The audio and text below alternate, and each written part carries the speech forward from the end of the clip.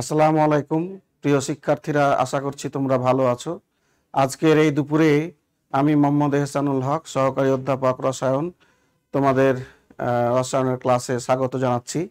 আজকে আমরা রসায়ন প্রথম পত্রের দ্বিতীয় অধ্যায়ের গুণগত রসায়নের যে অধ্যায়টি আমাদের আছে, দ্বিতীয় অধ্যায়, সেখানে একটা গুরুত্বপূর্ণ বিষয় দ্রাব্যতা গুণফল নিয়ে আমরা আলোচনা করব। এবং আমরা যে বিষয়গুলি নিয়ে আজকে আলোচনা করতে চাচ্ছি, প্রথমে আমরা একটু দেখে নিতে চাই সেই বিষয়গুলি। আমরা আমাদের আজকের যে আলোচনার বিষয়, তার প্রথমে আছে দ্রাব্যতা গুণফল, দ্রাব্যতা গুণফল নীতি, আয়নিক গুণফল, সম আয়ন প্রভাব, ক্যাটায়ন বিশ্লেষণে সম আয়ন প্রভাবের প্রয়োগ। এই বিষয়গুলি নিয়ে আমরা আজকে আলোচনা করব।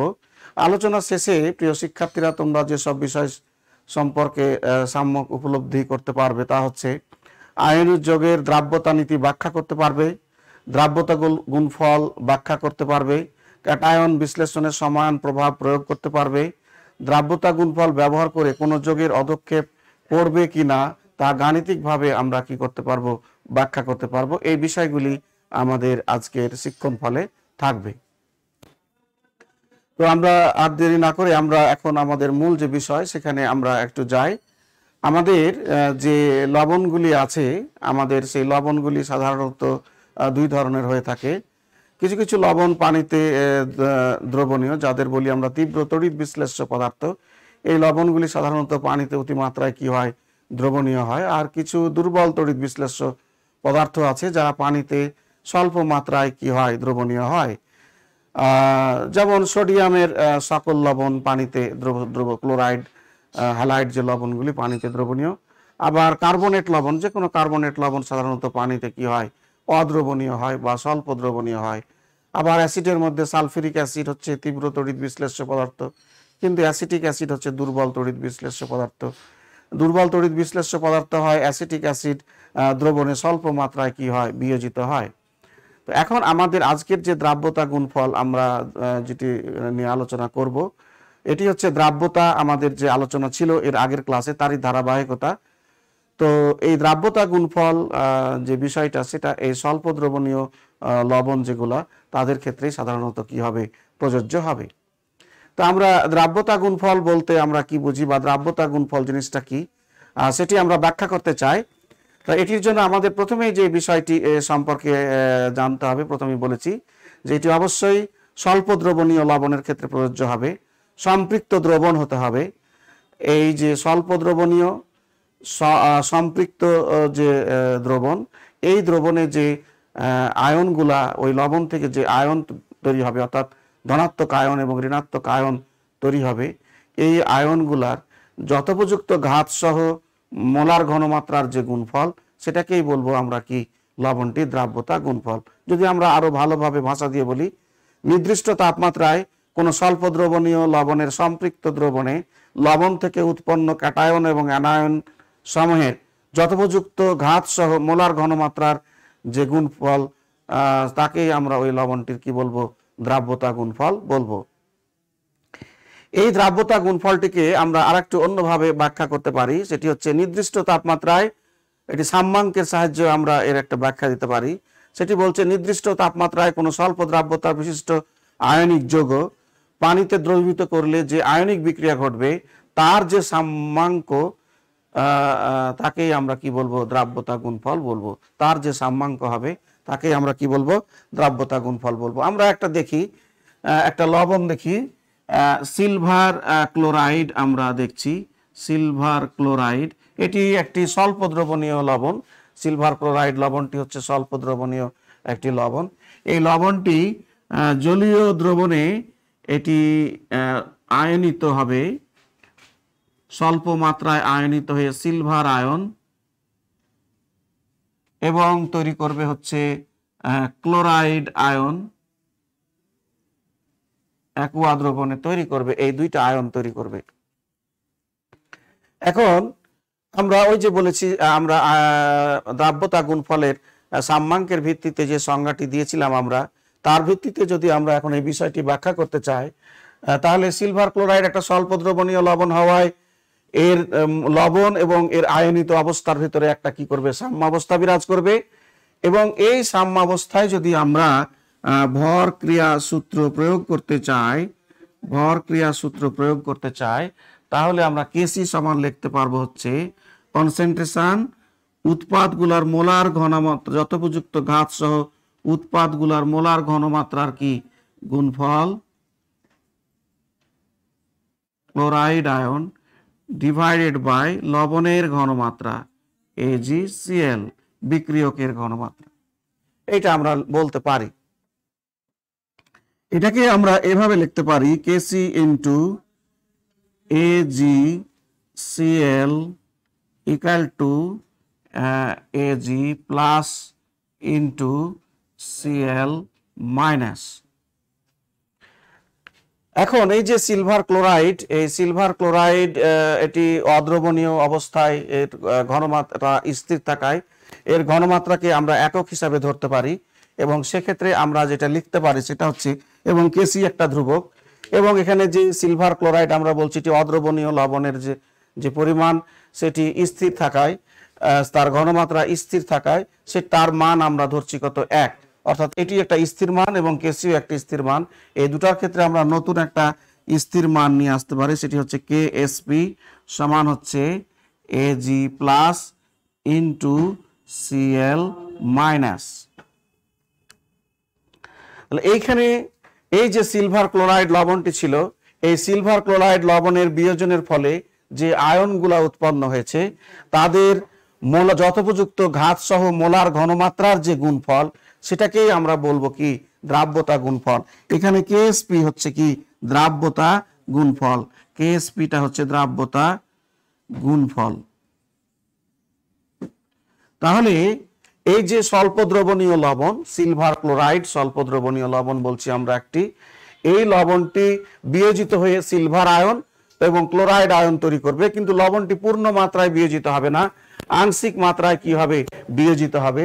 এবং এই বিয়োজনের ফলে যে দুটি আয়ন তৈরি হবে, সেই দুইটি আয়নের যথোপযুক্ত ঘাত সহ মোলার ঘনমাত্রার যে গুণফল, সেই গুণফলকেই আমরা বলবো কি দ্রাব্যতা গুণফল নামে আমরা কি করব, অভিহিত করব। এবং দ্রাব্যতা গুণফলকে আমরা KSP দ্বারা কি করব, প্রকাশ করব।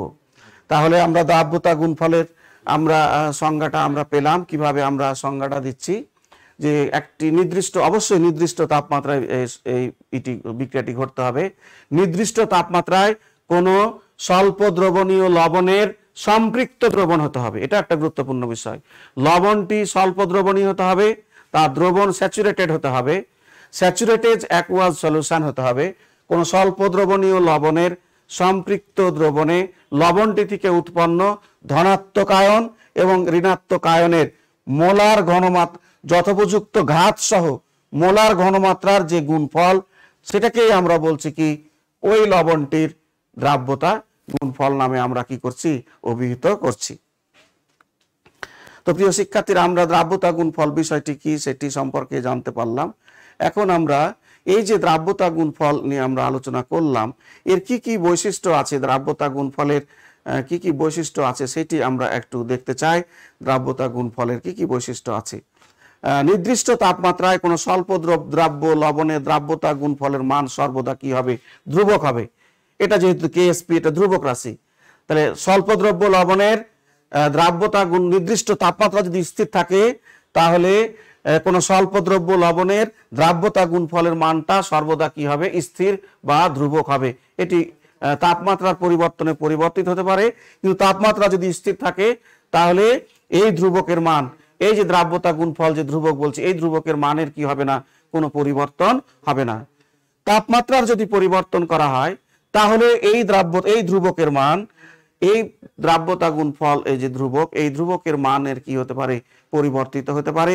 এই ধ্রুবকের মান তাহলে কখন পরিবর্তিত হবে, তাপমাত্রা পরিবর্তনের সাথে এই দ্রাব্যতা গুণফলের মানের কি হতে পারে, পরিবর্তন ঘটতে পারে। তাহলে আমরা দুইটা বৈশিষ্ট্য পেলাম, যে নির্দিষ্ট তাপমাত্রায় কোনো স্বল্প দ্রবণীয় লবণের দ্রাব্যতা গুণফলের মান অর্থাৎ KSPর মানটা কি হবে, স্থির হবে বা ধ্রুবক হবে। তাপমাত্রার যদি পরিবর্তন করা হয়, তাহলে এই ধ্রুবকের মান বা দ্রাব্যতা গুণফলের মানের কি ঘটতে পারে, পরিবর্তন ঘটতে পারে। আরেকটি বিষয় হলো যে স্থির তাপমাত্রায় স্বল্প দ্রাব্য লবণের সম্পৃক্ত দ্রবণে লবণ থেকে উৎপন্ন আয়নগুলির যদি ঘনমাত্রার কি করা হয়, পরিবর্তন করা হয়, তাহলে দ্রাব্যতা গুণফল কি থাকবে, অপরিবর্তিত থাকবে। এখন এই যে এই লবণটি থেকে যে আয়নগুলা উৎপন্ন হলো, এই লবণগুলার যে ঘনমাত্রা, এই আয়নগুলার যে ঘনমাত্রা, সেই ঘনমাত্রার যদি আমরা কি করি, পরিবর্তন করি, তাহলে যে কোনো প্রকারেই হোক এই ধ্রুবকের মান অর্থাৎ দ্রাব্যতা গুণফলের মান কেএসপির মান এটা কি থাকবে, স্থির থাকবে। তাহলে এইগুলির কোন লবণের বিয়োজনের ফলে যে স্বল্প দ্রাব্য যে লবণ, সেই লবণের বিয়োজনের ফলে যে আয়ন উৎপন্ন হবে, সেই আয়নগুলার মোলার ঘনমাত্রার যদি কোনরূপ পরিবর্তন করা হয়, তাহলেও এই এবং তাপমাত্রা যদি স্থির থাকে, তাহলে এই যে ধ্রুবকটি কেএসপিটি তার মানের কি হবে না, কোনো পরিবর্তন হবে না, এটি অপরিবর্তিত অবস্থায় থাকবে।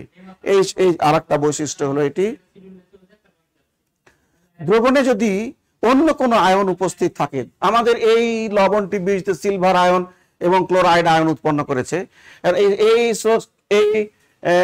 এই দ্রাব্যতা গুণফলের ভূমিকা এই দুটো আয়নেরই ভূমিকা আছে।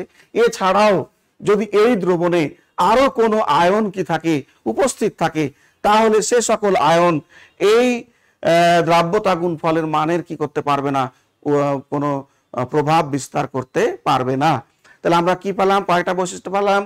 নির্দিষ্ট তাপমাত্রায় কোনো স্বল্প দ্রবণীয় লবণের দ্রাব্যতা গুণফলের মান একটা ধ্রুবক সংখ্যা হবে, অর্থাৎ স্থির হবে, এটি পরিবর্তিত হবে না। তবে যদি তাপমাত্রার পরিবর্তন করা হয়, তাহলে এই ধ্রুবক রাশিটির কি হবে, পরিবর্তন ঘটবে, এটি পরিবর্তিত হবে। যদি তাপমাত্রা স্থির থাকে এবং স্বল্প দ্রাব্য লবণের সম্পৃক্ত দ্রবণে লবণ থেকে যে আয়নগুলা উৎপন্ন হবে, এই আয়নগুলার কোনো একটার ঘনমাত্রার যদি কি করা হয়, পরিবর্তন করা হয়, মোলার ঘনমাত্রার পরিবর্তন করা হয়, তাহলেও দ্রাব্যতা গুণফল কি থাকবে, অপরিবর্তিত থাকবে। এই লবণটির স্বল্প দ্রাব্য লবণটির বিয়োজনের ফলে যে আয়নগুলি উৎপন্ন হয়, সেই আয়ন ছাড়া যদি আরো অন্য কোনো আয়ন ওই দ্রবণে কি থাকে, উপস্থিত থাকে, তাহলে সেই আয়নও এই ধ্রুবকটির মানের অর্থাৎ দ্রাব্যতা গুণফলের মানের কি করতে পারবে না, কোনো পরিবর্তন ঘটাতে পারবে না। এই ছিল দ্রাব্যতা গুণফলের আমাদের বৈশিষ্ট্য সম্পর্কে আমরা জানলাম। প্রিয় শিক্ষার্থীরা, এবার আমরা আয়নিক গুণফল আর একটি বিষয় আছে, সেই আয়নিক গুণফল নিয়ে আমরা একটু আলোচনা করতে চাই।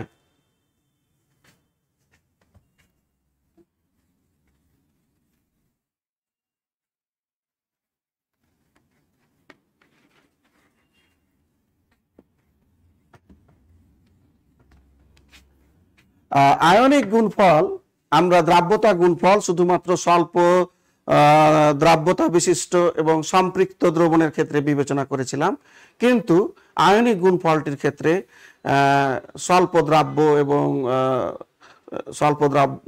এবং সম্পৃক্ত অসম্পৃক্ত যে কোনো দ্রবণের ক্ষেত্রে আমরা এটি কি করতে পারি, বিবেচনা করতে পারি। বলছে সম্পৃক্ত ও অসম্পৃক্ত যে কোনো দ্রবণের ক্ষেত্রে উভয় আয়নের মোলার ঘনমাত্রার যে গুণফল তাকেই আমরা কি বলবো, আয়নিক গুণফল বলবো। এক্ষেত্রে শুধু সম্পৃক্ত দ্রবণ না, অসম্পৃক্ত দ্রবণেও যে আয়নগুলি থাকবে, সেই আয়নগুলির যথোপযুক্ত ঘাতযুগ সম্বলিত মোলার ঘনমাত্রার যে গুণফল, সেই গুণফলটিকেই আমরা কি বলবো, আয়নিক গুণফল। তাহলে নির্দিষ্ট তাপমাত্রায় সম্পৃক্ত এবং অসম্পৃক্ত দ্রবণে উৎপন্ন কোনো লবণের ধনাত্মক এবং ঋণাত্মক আধানযুক্ত যে আয়ন, সেই আয়নগুলার যথোপযুক্ত ঘাত সম্বলিত মোলার ঘনমাত্রার যে গুণফল, তাকে আমরা বলবো কি, আয়নিক গুণফল। এখানে যে বিষয়টি পার্থক্যটি আমরা অবশ্যই পড়ব, দুটির ভিতরে কি পার্থক্য আছে।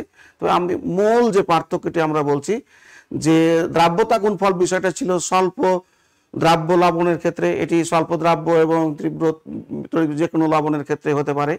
আবার ওটি শুধু সম্পৃক্ত দ্রবণের ক্ষেত্রে প্রযোজ্যতা ছিল, কিন্তু এটি সম্পৃক্ত এবং অসম্পৃক্ত উভয় ধরনের দ্রবণের ক্ষেত্রে কি থাকবে, প্রযোজ্য হবে। যেমন আমাদের পানি আছে, আমরা পানিকে যদি বিবেচনা করি,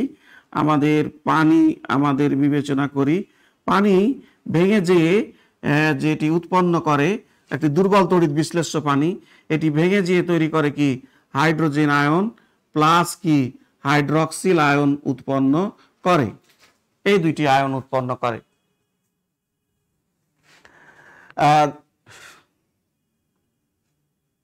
তাহলে আমরা যদি এখন এই যে এটা একটা সাম্য বিক্রিয়া, এই সাম্য বিক্রিয়ার ক্ষেত্রে সাধারণত আমরা ভর ক্রিয়া সূত্র প্রয়োগ করে থাকি। প্রিয় শিক্ষার্থীরা, আমার মনে হয় এই বিষয়টা তোমাদের বুঝতে অসুবিধা হচ্ছে। আমাদের পরের অধ্যায়গুলিতে ভর ক্রিয়া সূত্রের বিষয়গুলি আছে, কিন্তু এখনই আমাদের এই বিষয়টি আলোচনায় আনতে হচ্ছে। ভর ক্রিয়া সূত্রটি হচ্ছে যে এইখানে যদি আমরা কোনো একটা বিক্রিয়ায় যে উৎপাদগুলো তৈরি হয়, সেই উৎপাদগুলোর যথোপযুক্ত ঘাত সম্বলিত মোলার ঘনমাত্রার গুণফল এবং বিক্রিয়কের মোলার ঘনমাত্রার গুণফলের অনুপাত সর্বদা একটা কি হয়, ধ্রুবক রাশি হয়। এই ধ্রুবক রাশিকে সাম্য ধ্রুবক আমরা বলে থাকি। তো সেই সাম্য ধ্রুবককে আমরা বলে থাকি কি, কেসি। তো এই বিক্রিয়ার ক্ষেত্রে যদি আমরা কেসি এর মান নির্ণয় করি, তাহলে উৎপাদগুলার যথোপযুক্ত ঘাত সহ মোলার ঘনমাত্রার গুণফল। উৎপাদ হচ্ছে এখানে কি, হাইড্রোজেন আয়ন, তার মোলার ঘন, এই থার্ড বন্ধনী দ্বারা আমরা রসায়নে এই থার্ড বন্ধনী দ্বারা মোলার ঘনমাত্রা বুঝে থাকি। এটি দ্বারা আমরা কি বুঝি, মোলার কনসেন্ট্রেশন বা মোলার ঘনমাত্রা। মোলার ঘনমাত্রা প্রকাশের এর মোলার ঘনমাত্রা, তাহলে এ লেখে তাকে থার্ড বন্ধনী দিয়ে ঘিরলে আমরা বুঝাবো কি, এর মোলার ঘনমাত্রা। এটাকে এভাবেও প্রকাশ করা যায়, বড় হাতের সি লিখে সাফিক্স আকারে যদি এ দেওয়া যায়, তাহলে সেটি দ্বারাও মোলার ঘনমাত্রা প্রকাশ পায়। তবে এটি পুরাতন রীতি, এটি আধুনিক রীতি। তাহলে আমরা থার্ড বন্ধনী দ্বারা যেটা বুঝছি সেটি হচ্ছে কি, মোলার ঘনমাত্রা।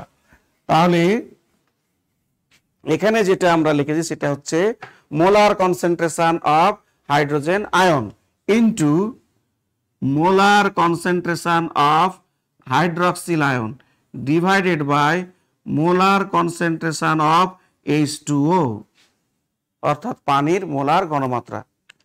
যেহেতু আমরা বলেছি পানি একটা দুর্বল তড়িৎ বিশ্লেষ্য, সেহেতু এটি স্লাইটলি কি হবে, আয়োনাইজড হবে, অর্থাৎ খুব কম পরিমাণে কি হবে, আয়োনাইজড হবে।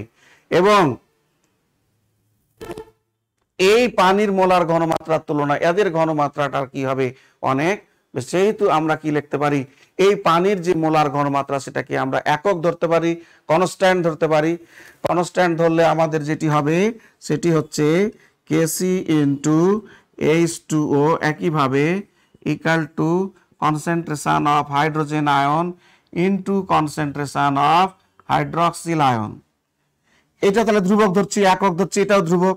এই দুটা ধ্রুবকের মান আমরা নতুন একটা ধ্রুবক লিখলাম, KIP hydrogen ion into concentration of hydroxyl ion. এখানে KIP হচ্ছে আয়োনাইজেশন পটেনশিয়াল, অর্থাৎ পানির আয়নীকরণ ধ্রুবক। কেটা কি, কেটা হচ্ছে পানির আয়নীকরণ ধ্রুবক। এইটাকে আমরা সাধারণত KW দ্বারা প্রকাশ করে থাকি। কি দ্বারা প্রকাশ করে থাকি, KW দ্বারা প্রকাশ করে থাকি। একে আমরা KW পানির আয়নীকরণ গুণফলকে আমরা KW দ্বারা প্রকাশ করে থাকি। এটাকে আমরা কি লিখতে পারি, KIP or কি KW। তাহলে পানির আয়নীকরণের ফলে উৎপন্ন হাইড্রোজেন আয়ন এবং হাইড্রক্সিল আয়নের যথোপযুক্ত ঘাত সম্বলিত মোলার ঘনমাত্রার যে গুণফল, সেটাই হচ্ছে কি পানির আয়োনাইজেশন পটেনশিয়াল বা পানির আয়নীকরণ ধ্রুবক বা আয়নিক প্রোডাক্ট অফ ওয়াটার। এটাকে আমরা পানির আয়নীকরণ ধ্রুবক বলছি। তাহলে প্রিয় শিক্ষার্থীরা, আমরা আয়নীকরণ গুণফল নিয়ে আলোচনা করলাম। পানির আয়নীকরণ গুণফল কিভাবে আমরা বের করব সেটাও আমরা দেখলাম। এবার আমরা যে বিষয়টি নিয়ে আলোচনা করতে চাচ্ছি সেটি খুবই গুরুত্বপূর্ণ। আমরা এতক্ষণ দ্রাব্যতা গুণফল নিয়ে আলোচনা করেছি এবং পরে আয়নিক গুণফল নিয়ে আলোচনা করেছি। এই দুইটির মধ্যে কি রিলেশন আছে বা কি ধরনের সম্পর্ক আছে সেটি আমরা একটি দেখতে চাই, যে এই দুটির মধ্যে কোনো সম্পর্ক আছে না নাই, সেটি আমরা একটু দেখতে চাই।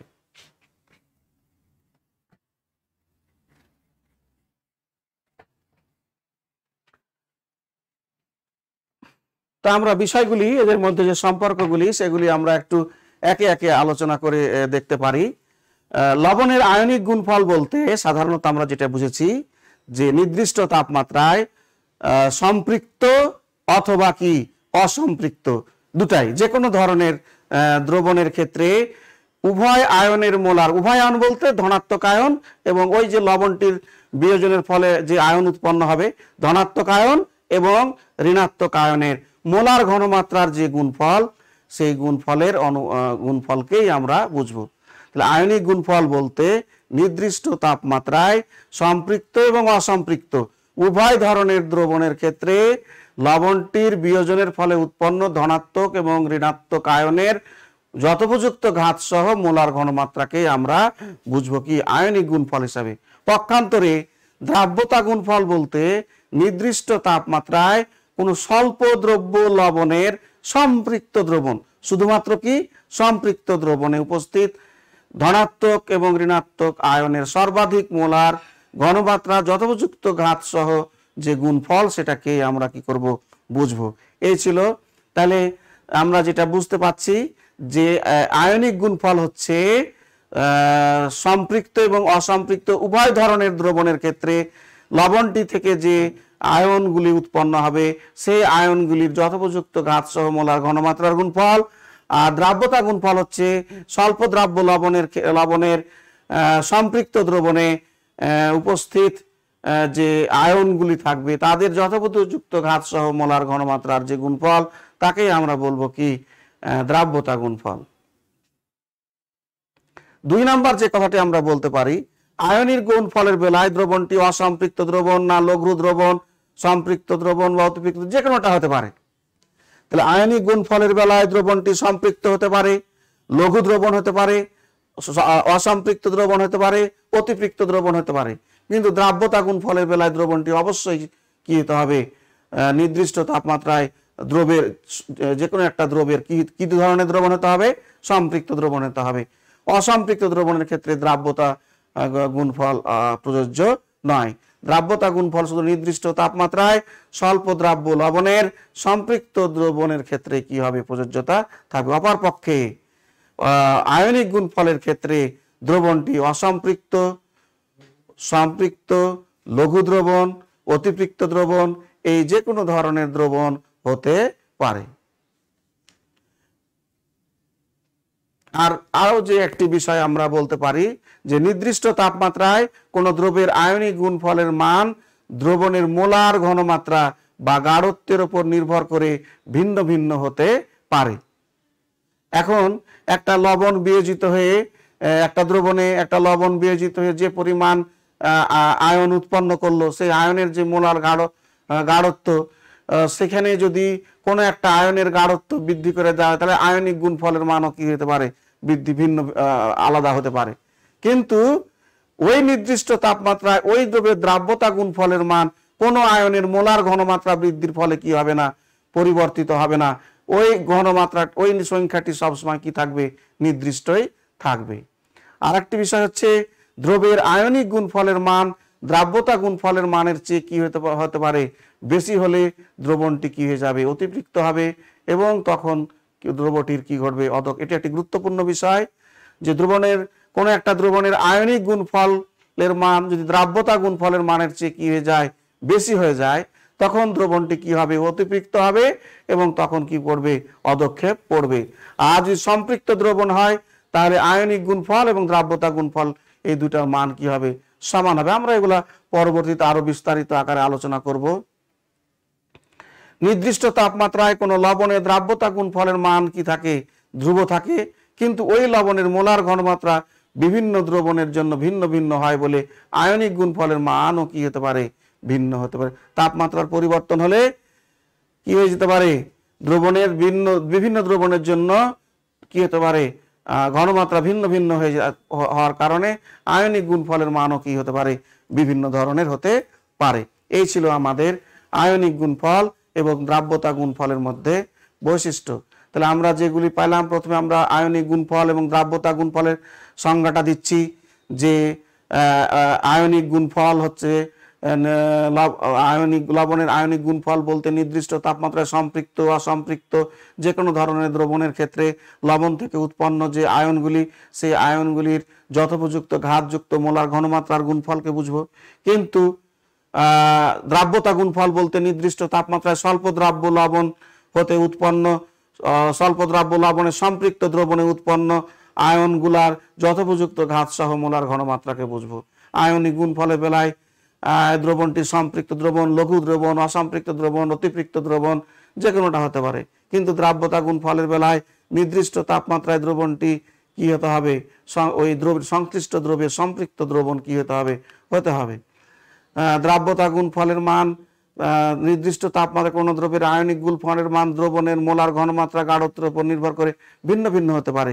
কিন্তু ওই যে আয়নের মোলার গাঢ়ত্বের উপর ভিন্নতার উপর ভিন্ন করে কোন লবণের দ্রাব্যতা গুণফলের মান কি হবে না, ভিন্ন হবে না। এটা একটা নির্দিষ্ট সংখ্যা হবে যদি তাপমাত্রা কি থাকে, স্থির থাকে।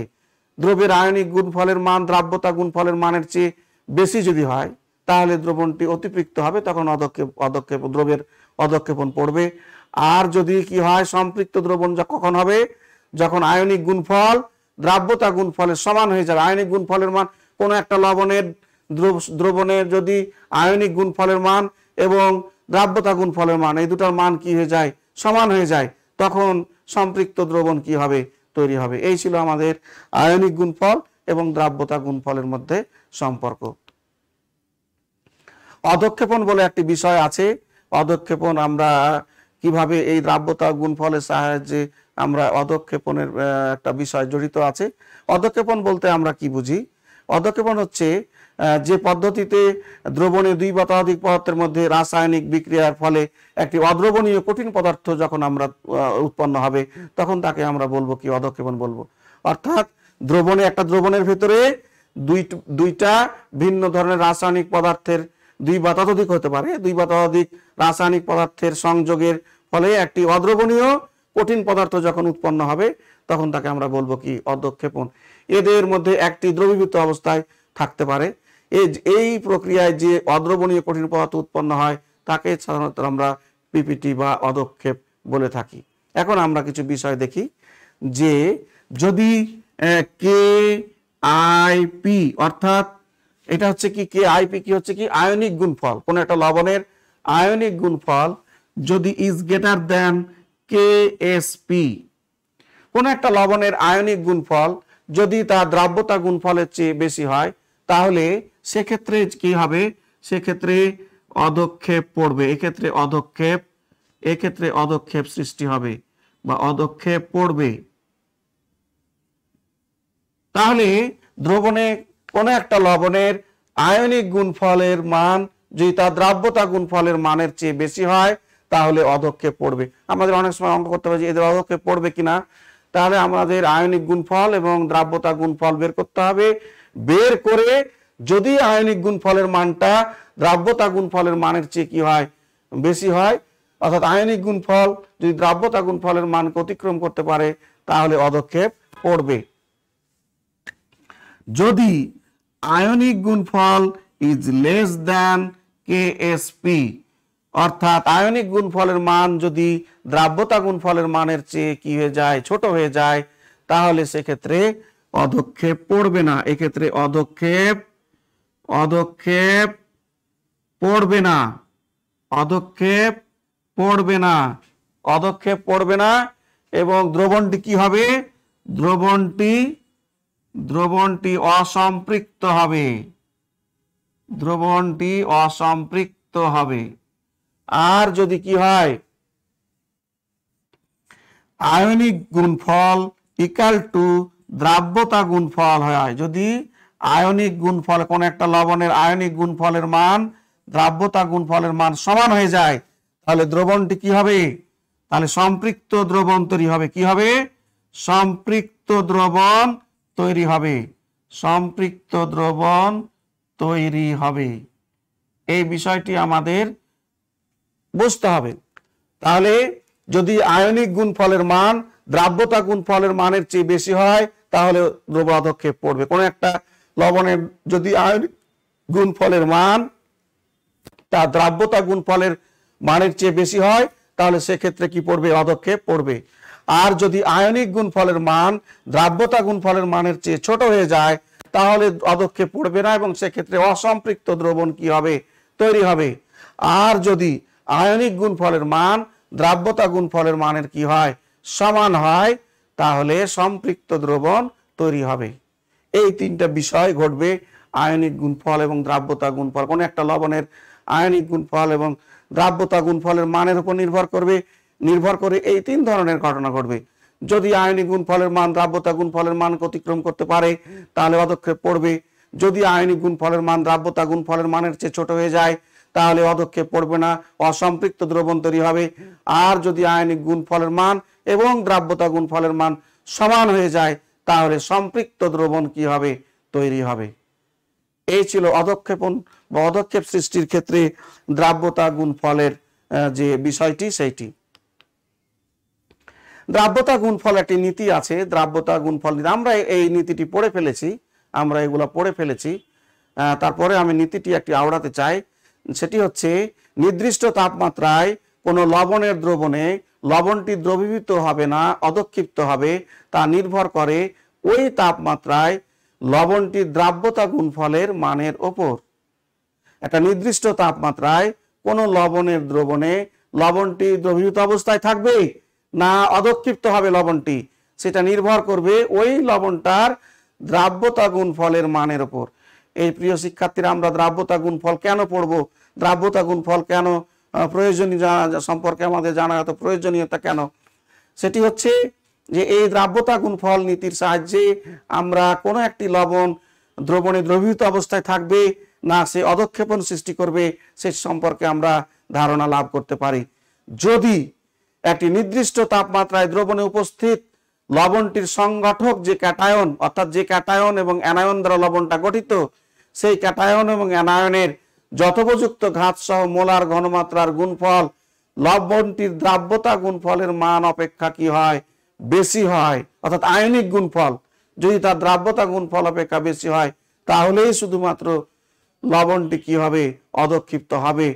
আর যদি ওই গুণফলের মান লবণটির দ্রাব্যতা গুণফলের মান অপেক্ষা কম হয় তাহলে লবণটি দ্রবীভূত অবস্থায় থাকবে, কোনো অধক্ষেপ সৃষ্টি হবে না। এটি ছিল আমাদের কি দ্রাব্যতা গুণফল নীতি। তো সমপ্রিয় শিক্ষার্থীরা, এরপরের আলোচনার বিষয় আমাদের সম আয়ন প্রভাব। তো সম আয়ন প্রভাবে যাওয়ার আগে এই যে অধক্ষেপ পড়বে কি পড়বে না এর উপর ভিত্তি করে আমরা কিছু গাণিতিক সমস্যার দিকে আমরা যাব। গাণিতিক সমস্যা নিয়ে আমরা একটু আলোচনা করব। তো আমরা একটু বোর্ডে দেখি বিষয়গুলা। আমাদের এই যে দ্রাব্যতা গুণফল নীতি এবং এর সাথে অধক্ষেপণের যে সম্পর্ক আমরা আলোচনা করলাম, দুইটা বিষয় ছিল আমাদের এখানে, একটি দ্রাব্যতা গুণফল এবং একটি সম আয়নিক গুণফল। এই দুইটির সাহায্যে আমরা দেখব যে কোনো লবণ অধক্ষিপ্ত হবে কি হবে না। এই যে দ্রাব্যতা গুণফল নীতি আমরা দেখছি, তার উপর ভিত্তি করে আমরা এই বিষয়টি আলোচনা করতে পারি। আমরা অঙ্কটি এখন একটু দেখি, একটা গাণিতিক সমস্যা আমরা একটু দেখি। বলছে 25 ডিগ্রি সেন্টিগ্রেড তাপমাত্রায় 25 ডিগ্রি সেন্টিগ্রেড তাপমাত্রায় ফেরিক হাইড্রক্সাইড 25 ডিগ্রি সেন্টিগ্রেড তাপমাত্রায় ফেরিক হাইড্রক্সাইডের দ্রাব্যতা গুণফল, ফেরিক হাইড্রক্সাইডের দ্রাব্যতা গুণফল 4.5 ইন্টু 10⁻32। বলছে ওই তাপমাত্রায়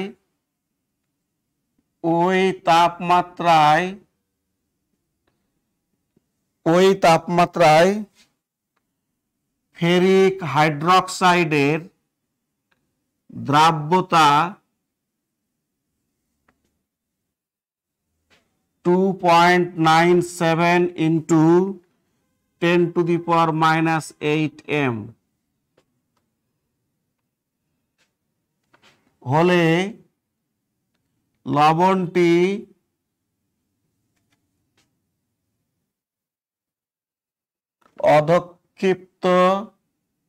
অধক্ষেপ সৃষ্টি করবে কিনা।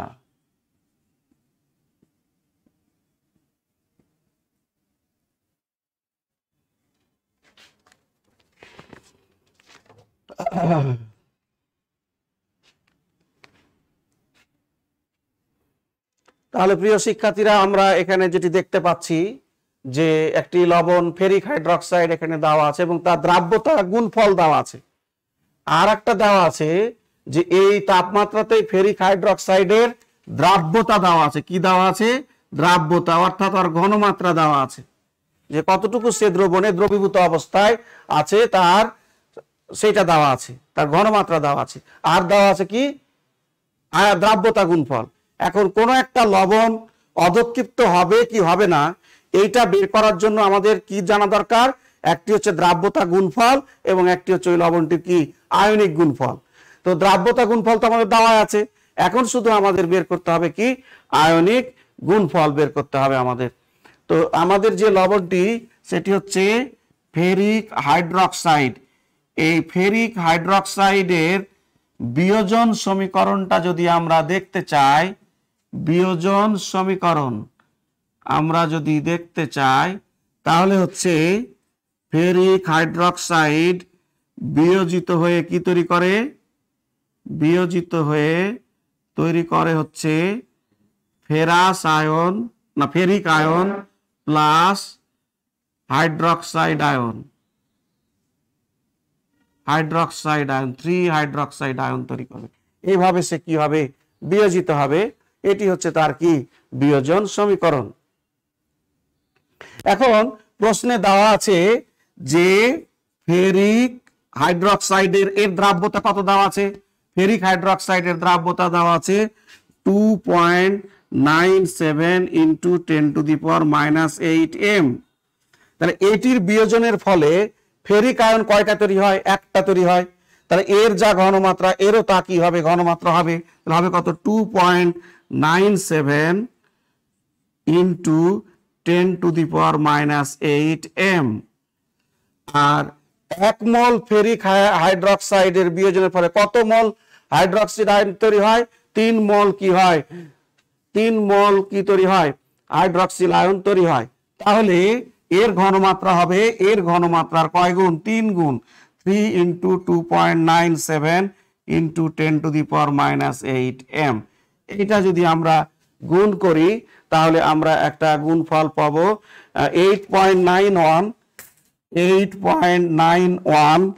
ইন্টু 10⁻⁸ m আমরা এটা পাবো। তাহলে আমরা কি পেলাম? এই যে সমীকরণ থেকে আমরা এই ফেরিক আয়নের ঘনমাত্রা পেলাম এবং ফেরাস আয়নেরও কি পেলাম? ঘনমাত্রা পেলাম। এখন যদি আমরা আয়নিক গুণফল নির্ণয় করতে চাই, আমরা নির্ণয় ফেরিক, অতএব ফেরিক হাইড্রক্সাইডের আয়নিক গুণফল আমরা যদি নির্ণয় করতে চাই KIP, তাহলে হবে কি? Concentration of ferric ion into concentration of OH ion, তার কত গুণ? 3 গুণ কিউব। কেন? তার ওই বিয়োজন সমীকরণে তার যে মোল সংখ্যা, তার যথোপযুক্ত ঘাতে কি করতে হবে? আমাকে উন্নীত করতে হবে। তাহলে আমরা এখন মানগুলো বসাই। এই ফেরাস আয়নের ঘনমাত্রা কত? 2.97 ইন্টু 10⁻⁸। আর এর ইন্টু এর ঘনমাত্রা কত? এর ঘনমাত্রা হলো 3 ইন্টু, এটা আমরা বের করে ফেলেছি, 8.91 ইন্টু 10⁻⁸, তার আবার কত? কিউব। এইটুককে যদি আমরা ক্যালকুলেশন করতে চাই তাহলে আমরা যেটা পাবো সেটা হচ্ছে 2 ইন্টু 10⁻29। আমরা এটা পাবো KIP এর মান পাবো আমরা এটা। তাহলে আমরা KIP এর মান পেলাম এটা। আর KSP এর মান কত দেওয়া আছে? এই ফেরিক হাইড্রক্সাইডের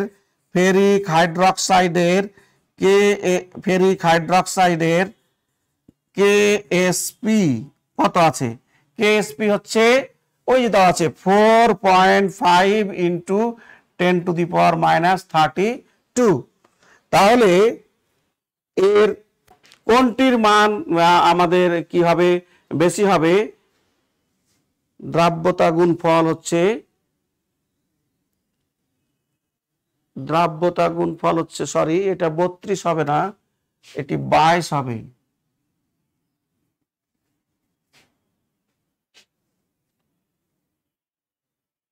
তাহলে যদি আমরা দেখি যে দ্রাব্যতা গুণফলের মান হচ্ছে কত, 4.5 × 10⁻, আর এটার মান হচ্ছে কত, দ্রাব্যতা গুণফলের মান,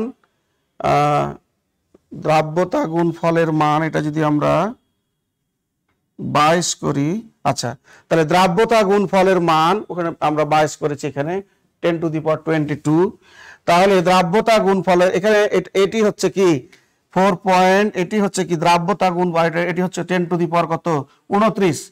তাহলে এই সংখ্যাটি কি বড়? তাহলে কে এক্ষেত্রে যেটা পাওয়া গেল, KIP অর্থাৎ আয়নিক গুণফল ইজ লেস দ্যান KSP। তাহলে এই ক্ষেত্রে যেহেতু আয়নিক দ্রাব্যতা গুণফলের মান আয়নীকরণ গুণফলের মান অপেক্ষা বেশি, সেহেতু কি হবে না, অধক্ষেপ পড়বে না।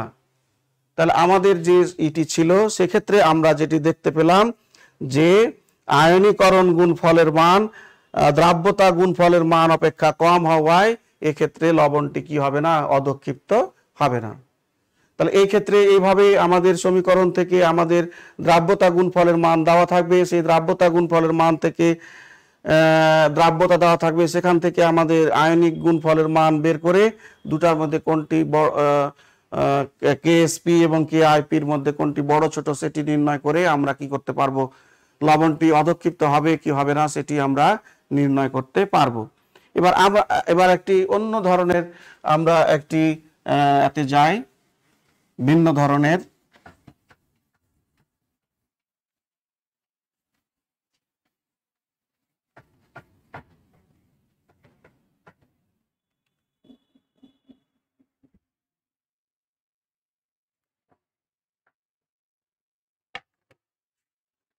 আমরা এবার যে গাণিতিক সমস্যাটিতে যাব সেটি হচ্ছে 10 মিলিলিটার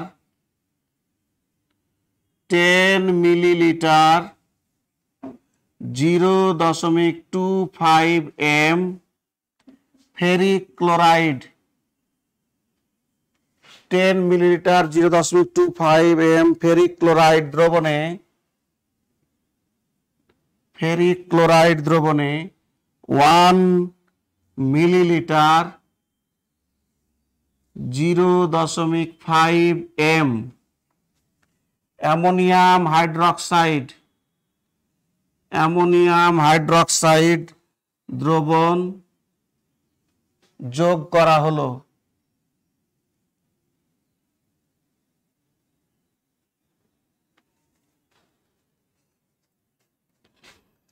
পঁচিশ ডিগ্রি সেন্টিগ্রেড তাপমাত্রায়, 25 ডিগ্রি সেন্টিগ্রেড তাপমাত্রায় ফেরিক হাইড্রক্সাইডের দ্রাব্যতা গুণফল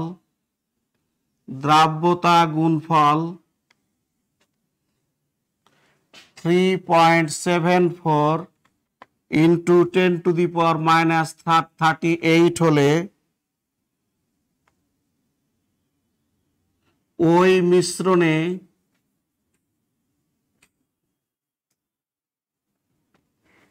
কোনো অধক্ষেপ পড়বে কিনা।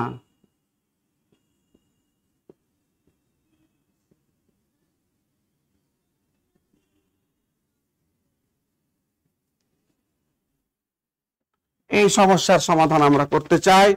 তো প্রিয় শিক্ষার্থীরা, আমরা দেখতে পাচ্ছি এখানে যে দুইটা দ্রবণ দেওয়া আছে এবং তাদের আয়তন এবং ঘনমাত্রা দেওয়া আছে।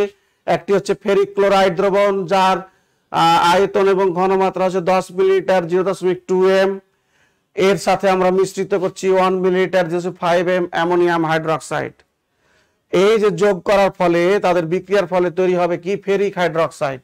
এখন এদের এই দুটাকে মিশ্রিত করার ফলে দ্রবণে ফেরিক হাইড্রক্সাইডের অধক্ষেপ পড়বে কিনা সেটি আমাদের কি করতে হবে, নির্ণয় করতে হবে। এখানে ফেরিক হাইড্রোক্সাইডের দ্রাব্যতা গুণফল দেওয়া আছে, তাহলে ফেরিক হাইড্রোক্সাইড অধক্ষিপ্ত হবে কিনা সেটা জানার জন্য আমার প্রয়োজন কি, দ্রাব্যতা গুণফল এবং আয়নিক গুণফল, এই দুইটা জিনিস প্রয়োজন আমার। তো আমার এখানে একটা দেওয়া আছে দ্রাব্যতা গুণফল ফেরিক হাইড্রোক্সাইডের। এখন এই ডাটাগুলা থেকে আমাকে ফেরিক হাইড্রোক্সাইডের আয়নিক গুণফল বের করতে হবে। ফেরিক হাইড্রোক্সাইডের আয়নিক গুণফল বের করার জন্য আমাকে যেটা করতে হবে, এই যে ফেরিক ক্লোরাইড আছে, এই ফেরিক ক্লোরাইড থেকে আমাকে ফেরিক আয়নের কি করতে হবে, মোলার ঘনমাত্রা বের করতে হবে।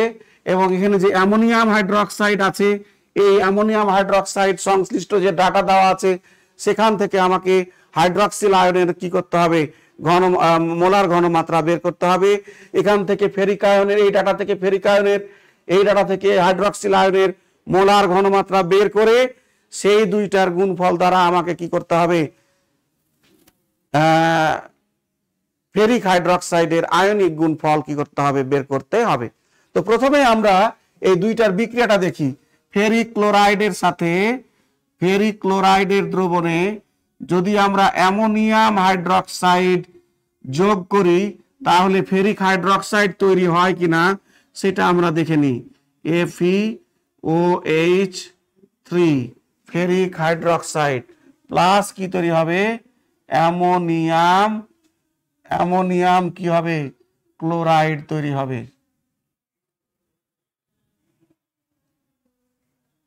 এইরকম হবে। তাহলে এই যে ফেরিক হাইড্রোক্সাইড তৈরি হচ্ছে, এই ফেরিক হাইড্রোক্সাইড অধক্ষিপ্ত হবে কিনা সেটা আমাদের কি করতে হবে, এই ডাটাগুলি থেকে বের করতে হবে। তবে ফেরিক হাইড্রোক্সাইডের দ্রাব্যতা গুণফলের মান দেওয়া আছে। তো প্রিয় শিক্ষার্থী, আমি আগেই বলেছি তোমাদের যে ফেরিক হাইড্রোক্সাইডের এখানে দেওয়া আছে, এটা দেওয়াই আছে, লিখে দিই আমরা, দেওয়া আছে কি দেওয়া আছে যে ফেরিক হাইড্রোক্সাইডের KSP মানে দ্রাব্যতা গুণফল কত, 3.74 ইন্টু 10⁻⁻38।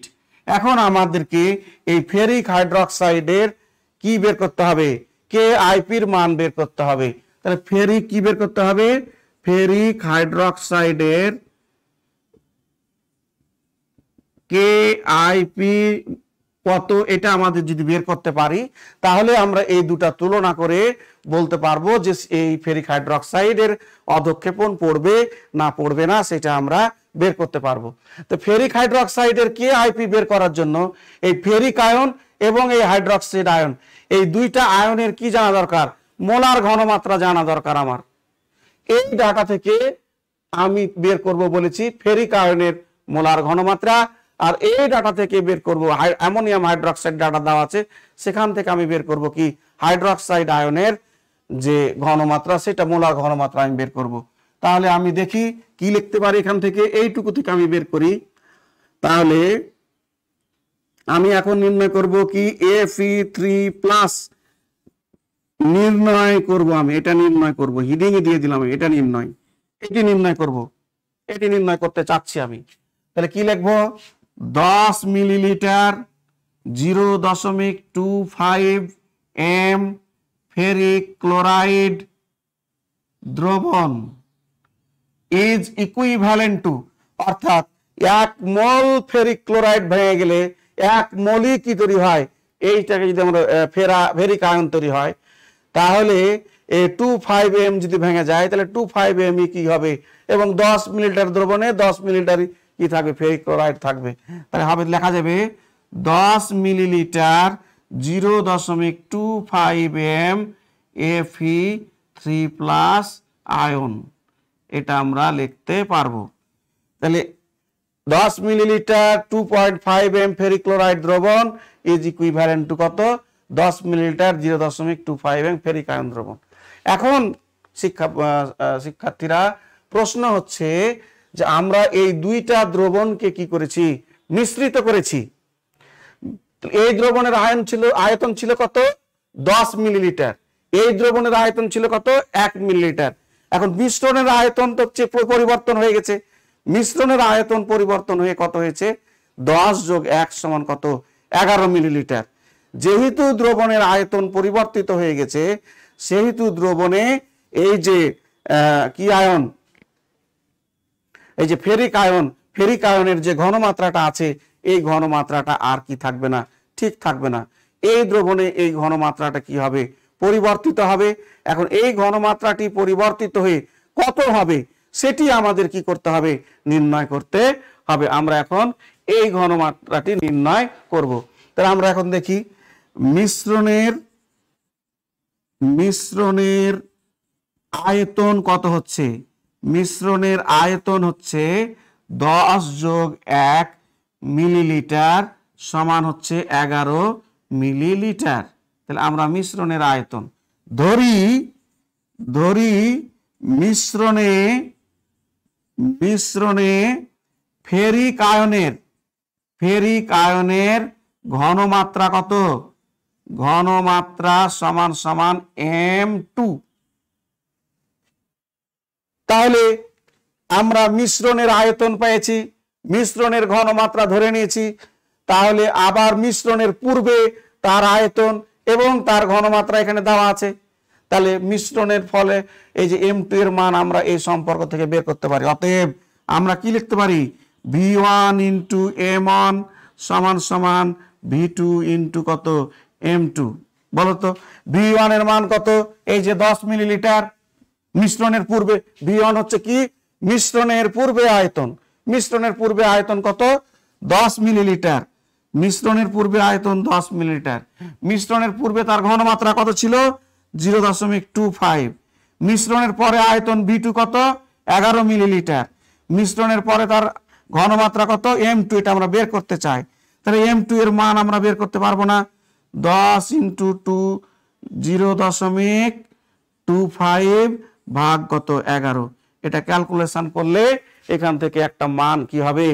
বের হবে। সেই মানটি কত? 0.22 M। তাহলে আমরা যে ফেরিক আয়নের ঘনমাত্রা, মোলার ঘনমাত্রা নির্ণয় করতে চাচ্ছিলাম Fe3+, এই যে মোলার ঘনমাত্রা কত? 0.22 M আমরা পেলাম। এটা আমরা নির্ণয় হয়ে গেল, এখান থেকে আমরা নির্ণয় করতে পারলাম। এখন আমাদের যেটা কথা হলো, আমাদের যে ফেরিক হাইড্রোক্সাইডের KIP নির্ণয় করতে চাই, তার জন্য আমাদের ফেরিক আয়নের মোলার ঘনমাত্রা দরকার। আর আরেকটি দরকার হচ্ছে হাইড্রক্সিল আয়নের মোলার ঘনমাত্রা। ফেরিক আয়নের মোলার ঘনমাত্রা আমরা এই প্রথম ডাটা থেকে বের করে ফেলেছি। এবার আমরা হাইড্রক্সিল আয়নের বা হাইড্রক্সাইড আয়নের মোলার ঘনমাত্রা এই ডাটাটুকু থেকে বের করব। একইভাবে সেম ভাবে আমরা বের করতে চাই। তো আমরা একটু সেখানে যাই। এবার আমরা তাহলে কি নির্ণয় করব? এবার আমরা নির্ণয় করব OH আয়নের মোলার ঘনমাত্রা নির্ণয়। OH আয়নের মোলার ঘনমাত্রা নির্ণয় করার জন্য আমাদের সেই ডাটা ব্যবহার করতে হবে। এটা আমাদের প্রয়োজন আছে পরবর্তীতে। তাহলে কি আছে ওখানে? 1 millilitre 0.5 M ammonium hydroxide is equivalent to, আমরা লিখতে পারি 1 মিলিলিটার 0.5 M হাইড্রোক্সাইড আয়ন আমরা লিখতে পারি। কেন লিখতে পারি বন্ধুরা? যে অ্যামোনিয়াম হাইড্রোক্সাইড যখন ভেঙে যাবে, অ্যামোনিয়াম হাইড্রোক্সাইড ভেঙে যে কি তৈরি করবে? অ্যামোনিয়াম আয়ন আর হাইড্রোক্সাইড আয়ন। তাহলে এর 1 মোল ভাঙলে এই হাইড্রোক্সিল আয়ন কত মোল তৈরি হয়? 1 মোলই তৈরি হয়। তাহলে এর যদি 0.5 মোল ভাঙে, তাহলে এটারও কত মোল তৈরি হবে? 0.5 মোল তৈরি হবে। কাজে ওইটা আমরা লিখতে পারি। আর দ্রবণের আয়তন তো সেটাই আছে। এখন আমরা এখান থেকে একইভাবে কি করব? আমরা নির্ণয় করব। তাহলে মিশ্রণের মোট আয়তন কত? মিশ্রণের আয়তন হচ্ছে 11 মিলিলিটার। ওই যে 10+1 11 মিলিলিটার। ধরি মিশ্রণে OH আয়ন অর্থাৎ হাইড্রক্সিল আয়নের ঘনমাত্রা M4 কত ধরে নিলাম? M4 ধরে নিলাম। তাহলে আমরা কি লিখতে পারি? V3 × M3 equal to V4 into কত M4। আচ্ছা, V3 M3 কি স্যার? V3 M3 হচ্ছে মিশ্রণের পূর্বে এই হাইড্রক্সিল আয়ন যে আছে তার আয়তন এবং মোলার ঘনমাত্রা। তাহলে মিশ্রণের পূর্বে তার আয়তন কত 1 মিলিলিটার, তার ঘনমাত্রা কত 0.5 মিলিলিটার। মিশ্রণের পরে তার আয়তন কত হয়েছে 11 মিলিলিটার। মিশ্রণের পরে তার ঘনমাত্রা কত M4। আমরা M4 নির্ণয় করতে চাই। তাহলে M4 সমান হবে 1 ইন্টু 0.5 ভাগ কত 11 সমান সমান কত বের হবে? 11 দিয়ে ভাগ করলে কত বের হবে? 11 দিয়ে ভাগ করলে বের হবে 0.0454 0.0454 M। এটা হচ্ছে কার ঘনমাত্রা? তাহলে আমরা কনসেন্ট্রেশন অফ কি পেলাম? OH আয়ন পেলাম কত 0.0454 M। তাহলে আমরা ফেরিক আয়নেরও ঘনমাত্রা পেয়েছি, হাইড্রক্সিল আয়নেরও ঘনমাত্রা পেয়েছি। এখন আমরা আইপি নির্ণয় করতে পারবো।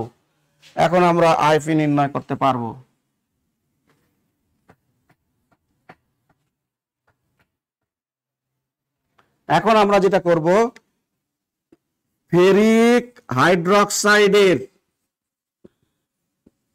KIP নির্ণয়। তাহলে ferric hydroxide in aqueous solution জলীয় দ্রবণে কিভাবে ভাঙে? আংশিক ভাগে ভেঙে কি তৈরি হয়? ফেরিক আয়ন তৈরি হয়, প্লাস কি তৈরি হয়? হাইড্রক্সিল আয়ন তৈরি হয়। 3টা হাইড্রক্সিল আয়ন তৈরি হবে। তাহলে KIP সমান আমরা কি লিখতে পারবো? Concentration of ferric ion into concentration of hydroxyl ion, তার আবার কত হবে কিউব। এখন আমরা মানগুলা বসিয়ে দিই। এখানে কত আছে 0.22 ইনটু এখানে কত আছে 0.0454, তার আবার কত কিউব। এখন আমরা এটা ক্যালকুলেশন করি, একটু মান পাওয়া যাবে 2.124 ইন্টু 10⁻⁵। এটা কিসের মান? ফেরিক হাইড্রক্সাইডের KIP-র মান। এখন প্রিয় শিক্ষার্থীরা আমরা একটু খেয়াল করি যে ফেরিক হাইড্রক্সাইডের আমরা 2টা মান পেয়েছি। একটি হচ্ছে কি প্রশ্নে দেওয়া ছিল দ্রাব্যতা গুণফলের মান কত 3.14 ইন্টু 10⁻⁻38 এবং তার KIP-র মান কত 2.2124 ইন্টু 10⁻⁵। এটি হচ্ছে KIP-র মান হচ্ছে কি বড়। তাহলে এক্ষেত্রে আমরা পেলাম, এক্ষেত্রে আমরা যেটা পেলাম KIP is greater than KSP। তাহলে কি হবে? অধক্ষেপ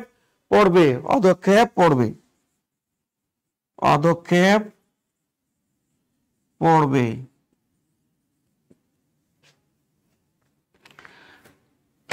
আমরা যে প্রথমে বলেছিলাম যে দ্রাব্যতা গুণফল নীতিতে বলেছিলাম আমরা যে আমাদের এই যে KIP is greater than KSP, KIP is less than KSP, এগুলো আমাদের গাণিতিক সমস্যার সময় কাজে লাগবে।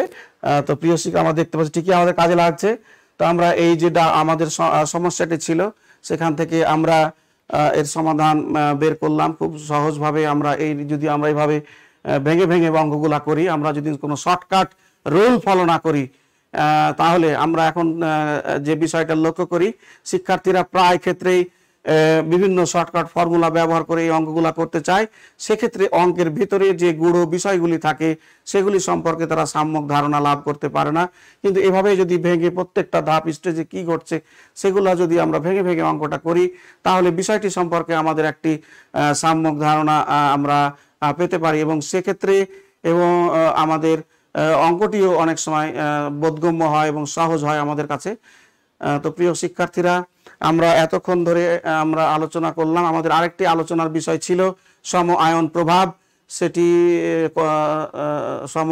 আমরা সময়ের স্বল্পতার কারণে আজকে আলোচনা করতে পারছি না। এছাড়া আমাদের আরও অনেকগুলি বিষয় ছিল। এই দ্রাব্যতা গুণফল নীতির আরও অনেকগুলি গাণিতিক সমস্যা আছে আমাদের।